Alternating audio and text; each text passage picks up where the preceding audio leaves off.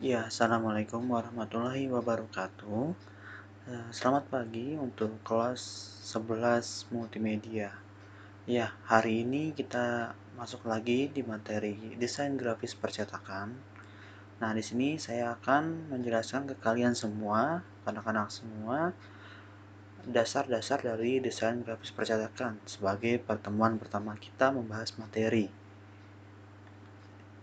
Pendahuluan. Sebelumnya kita membahas apa itu desain grafis percetakan, kita akan belajar dulu dasar-dasar dari desain grafis. Nah, selamat membaca dan selamat mendengarkan materinya. Desain grafis di sini saya akan membahas pengertian, desainer grafis, jenis-jenis desain grafis. Apa sih desain grafis itu? Nah, di sini ada penjelasan, desain grafis adalah sebuah bentuk seni dengan tujuan untuk memecahkan masalah komunikasi melalui kombinasi elemen grafis seperti bentuk, garis, warna, dan sebagainya. Visual yang tercipta diharapkan dapat menjadi sarana penyampaian informasi atau pesan secara jelas dan efektif, bahkan mampu membentuk persepsi manusia akan sebuah hal. Nah, yang perlu kamu ketahui dari desain grafis, tulisan itu bisa juga dinamakan sebagai gambar. Kenapa? Karena tulisan merupakan bentuk abstraksi simbol-simbol yang dapat dibunyikan. Ilmu tentang desain grafis biasanya sering disebut dengan desain komunikasi visual atau DKV. Nah, DKV ini adalah satu rumpun ilmu jurusan di kampus. Nah, nanti kalau kalian mau kuliah melanjutkan, seumpama kalian punya skill di multimedia, desain dan segala macamnya, kalian bisa masuk di desain komunikasi visual, ya. Jadi desain komunikasi visual ini linear sama jurusan multimedia. Nah, pengertian menurut para ahli. Menurut Warren, desain grafis sebagai suatu terjemahan dari ide dan tempat ke dalam beberapa jenis urutan yang struktural dan visual. Nah, dari Jessica Helvan, desain grafis dapat didefinisikan sebagai kombinasi kompleks rata-rata dan gambar, angka-angka dan grafik, serta foto-foto dan ilustrasi yang membutuhkan pemikiran khusus dari seorang individu yang dapat menggabungkan elemen-elemen ini, sehingga mereka dapat menghasilkan sesuatu yang khusus. Nah, lalu yang terakhir dari Blanchard, desain grafis sebagai suatu seni komunikatif yang berhubungan dengan industri, seni, dan proses dalam menghasilkan gambaran visual pada segala permukaan. Nah, lalu desainer grafis itu siapa? Nah, desainer grafis atau perancang desain dalam bahasa Indonesia adalah seseorang yang memiliki ruang lingkup pekerjaan menghasilkan rancangan dari berbagai bentuk media komunikasi melalui pendekatan yang kreatif. Nah, seorang desainer grafis juga punya prinsip ya, seperti halnya manusia yang memiliki prinsip yang dipegang teguh dalam menjalani kehidupannya, begitu pula dengan desainer grafis. Ada prinsip-prinsip yang harus dipegang teguh saat menghasilkan karya-karya yang luar biasa. Prinsip utama yang wajib menjadi pedoman setiap desainer grafis adalah setiap desain yang dihasilkan harus bersifat komunikatif. Maksud dari komunikatif ini adalah desain yang diciptakan harus bisa mengkomunikasikan apa maksud dari desain tersebut. Jadi suatu desain itu bisa mempunyai arti, ya. Namanya juga desain komunikasi visual. Jadi kalian harus berkomunikasi melalui desain yang kalian buat gitu loh. Kalau kalian ingin membuat suatu desain itu harus bernilai komunikasinya gitu. Jadi orang tahu nih, oh maksud dari gambar ini tuh apa gitu ya. Contoh kalian mau mendesain sebuah produk iklan. Iklannya ini seumpama sebuah makanan yang enak lah gitu. Nah, gimana caranya kalian bisa mendapatkan seorang konsumen hanya dengan si konsumen itu melihat desain yang kalian buat gitu loh. Wah, ini makanan yang dibuat pasti enak gitu loh. Nah, itu kan nggak mungkin kan sebelumnya itu dia mencoba dulu makanan tersebut, mau nggak mau mereka tuh cuman lihat di iklannya, wah kelihatannya ini enak gitu loh. Nah baru si orang tersebut akan membeli produk yang dijual. Nah itu maksud dari bersifat komunikatif. Nah prinsip-prinsip pendukung lainnya yang juga sebaiknya dipegang teguh oleh para desainer grafis adalah kesederhanaan. Nah kesederhanaan ini kita nggak usah desain yang gimana yang rame gitu, nggak perlu.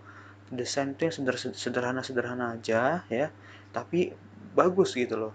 Karena jelek kalau kita terlalu ramai dalam mendesain sesuatu, itu pasti akan menghasilkan hasil yang kurang bagus.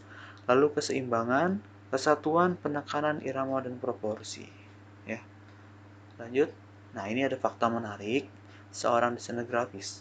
Banyak perusahaan mulai dari menengah hingga ke atas membutuhkan seorang desainer grafis. Mereka rela membayar mahal seorang desainer grafis. Tentunya dengan kapasitas ilmu yang mumpuni. Jadi banyak sekali para pengusaha-pengusaha ini dari perusahaan yang besar hingga yang menengah itu butuh yang namanya seorang desain grafis. Apalagi di tengah pandemi seperti ini ya, seharusnya menjadi ladang cari rezeki yang besar sekali ya untuk desainer grafis. Bahkan kalian pun nggak perlu yang namanya bekerja ke kantor. Kalian tinggal duduk di rumah sambil ngopi, sambil nonton TV, ya sambil melakukan hal-hal aktivitas yang biasa dilakukan di rumah. Namun kalian sambil mengerjakan pekerjaan kalian, ngedesain itu loh. Nah, nggak tanggung-tanggung, desain yang dibayar itu bisa bernilai jutaan hingga ratusan juta atau bahkan miliaran. Ya, kalau kalian tahu faktanya bahwa contoh logo Pertamina itu harganya sampai miliaran loh. Ya, itu hanya sebuah logo padahal kan, tapi logo tersebut mempunyai arti dalam mendeskripsikan sebuah perusahaan. Itu benar-benar bernilai banget ya. Jadi ya saya harap kalian bisa lah untuk menjadi seorang desainer grafis yang handal gitu ya. Nah, ini ada jenis-jenis desain grafis mulai dari desain percetakan. Nah, ini ada buku, ada majalah, ada ini bisa dibilang leaflet, flyer atau pamflet ya. Nah, ini ada buku Melia. Kalian pasti tahu kan film atau buku buku Melia ya. Nah, di sini ada desain covernya gitu kan. Ini poster, di sini menggambarkan kerukunan antar bangsa yang membangun negara Indonesia ya. Lalu di sini ada sebuah pamflet atau flyer ya. Di sini menunjukkan komunikasi dari si pembuat acara untuk para pesertanya gitu loh. Di sini berisi informasi-informasi tentang acara yang akan dibuat ya. Lalu ada film atau compact disc CD atau digital video disc atau DVD. Nah, ini bentuknya. Nah, tapi untuk saat ini di zaman sekarang bentuk compact disc atau digital video disc ini sudah jarang ya dipakai karena sudah ya bisa dibilang ketinggalan zaman juga karena sekarang teknologi memindahkan file itu mudah ya, tinggal kirim email atau kirim lewat WhatsApp itu sudah bisa. Nah, ini adalah web design atau desain halaman website. Sebagai seorang desainer grafis, kalian juga bisa mendesain sebuah website ya. Apalagi banyak sekali website-website yang sedang gila-gilanya ya, bagusnya itu mulai dari Grab, Gojek ya, Tokopedia. Itu desain mereka tuh bagus-bagus ya. Oh, jadi orang mau menggunakan produknya itu mudah sekali. Kalau kalian lihat websitenya Tokopedia itu colorful banget ya, warna hijaunya dominan juga kan, nggak bikin sakit di mata juga gitu kan. Nah, ada logo. Nah, ini logo Pepsi. Pepsi ini berani membayar mahal untuk logonya. Desain produk atau desain industri. Nah, ini ada desain produk ya. Kalau kalian nanti punya usaha, punya produk yang ingin dijual, nah ini kalian bisa mendesain sendiri packagingnya. Jadi orang bisa ngelihat, wah nih yang saya bilang tadi, kalau sebuah desain harus memberikan sebuah komunikasi, ya kan, dengan maksud, dengan tujuan tertentu. Tentunya dengan kalian mendesain sebuah produk seperti keripik pisang contohnya ini, orang jadi penasaran apakah ini itu enak atau tidak gitu. Tapi ketika dilihat, oh produk packagingnya ini menjanjikan sekali gitu loh, pasti rasanya akan enak. Nah itu permainan psikologis seorang desainer grafis. Nah ini ada desain juga, desain rumah ya, desain arsitek. Jadi seorang desainer grafis juga bisa menjadi seorang arsitek ya. Buktinya ini ada desain sebuah rumah, ini biasanya pakai aplikasi SketchUp. SketchUp ini bisa dipakai untuk mendesain 3 dimensi. Banyak arsitek-arsitek yang menggunakannya. Nah, biasanya kalau kalian senang bangun rumah gitu kan, senang bikin-bikin desain denah, rumah dan segala macamnya, boleh nih kalian belajar.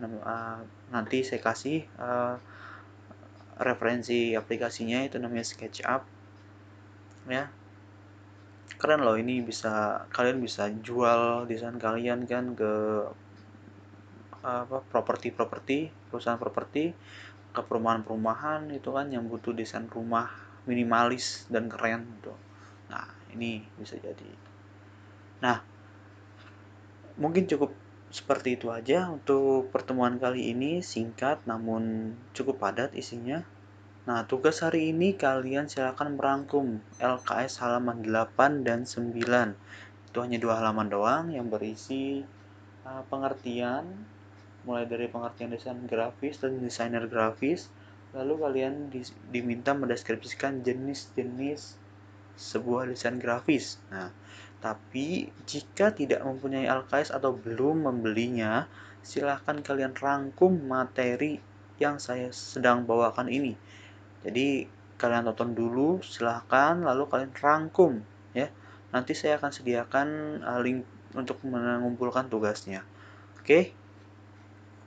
Nah, mungkin cukup sekian penjelasan materi pelajaran pada hari ini. Kurang lebihnya mohon maaf. Wallahul muwaffiq ila aqwamit thoriq. Wassalamualaikum warahmatullahi wabarakatuh.